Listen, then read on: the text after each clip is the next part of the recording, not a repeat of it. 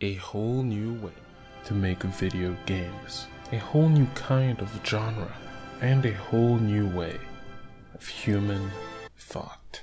So Hideo Kojima has done the Vogue pretty much his entire career, right? But it's reached a peak these days. Whether it's through his Twitter feed or his games, he just can't help but present himself as this great master guy who constantly innovates on everything. To be fair, the work speaks for itself, but he could still cool it a little bit. Just like Metal Gear isn't the first stealth game, Death Stranding is not the first game to boast a social strand system either. But what is that anyway? The basic point of Death Stranding is to bring a broken society back together by conducting deliveries and building infrastructure.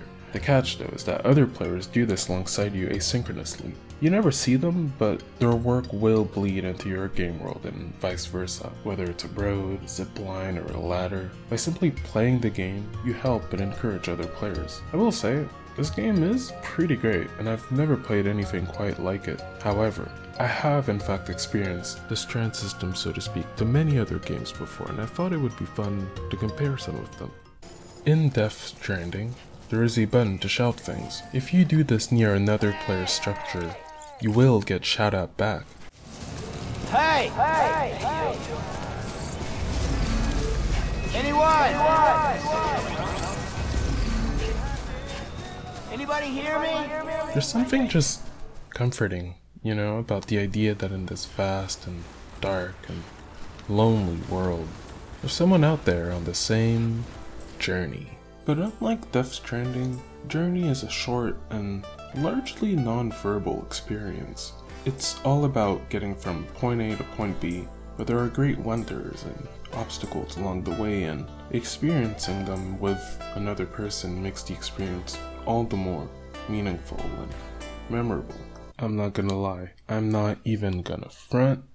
This one has got me in my feelings, but I will try to keep it together as best I can. Okay, Spine World, social game, think PlayStation Home, Club Penguin, Habbo Hotel, you could have your own place. The subscription got you all the cool stuff.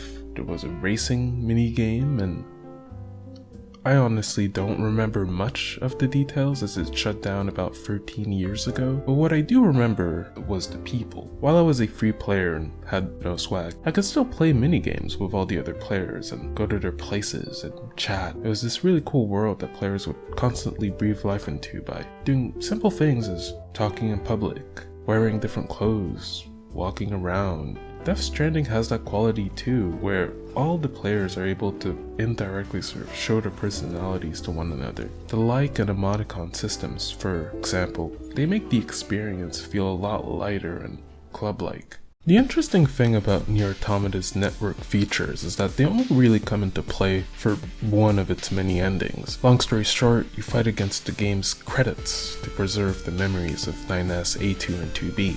If you die, the game gives you the option to accept help from another player. If you do so, a group of ships will surround you to help you win. They all represent another player's saved data, which they voluntarily did away with to help another player. At the end, the game gives you the option to do the same for someone else. This is all for somebody who you will never meet. While you don't sacrifice as much in Death Stranding, the whole game is about lending a hand to others you have no personal connection to. At a glance, this game is a lonesome experience, but it's actually anything but. You can leave messages for other players to see and rate. Other players can join your world to assist or attack you. Although this game can be played offline, just like Death Stranding, the multiplayer features just make the game more lived in and exciting. Bloodborne can get pretty scary and hard, so knowing that there's a group of people around the world playing alongside you makes you feel like you're part of a team. This one isn't exactly a game, but it kind of felt like one, didn't it?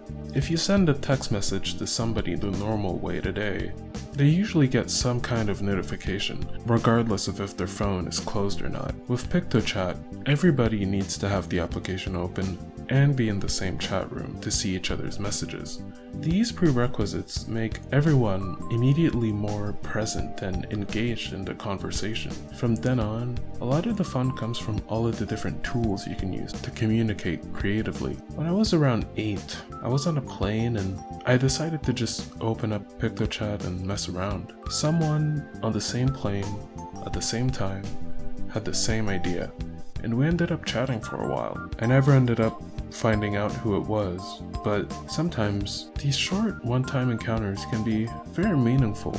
I've never felt the need to reach out to anyone whose lost cargo I delivered or whose climbing anchor I used and left likes on, but a genuine connection was still made, you know.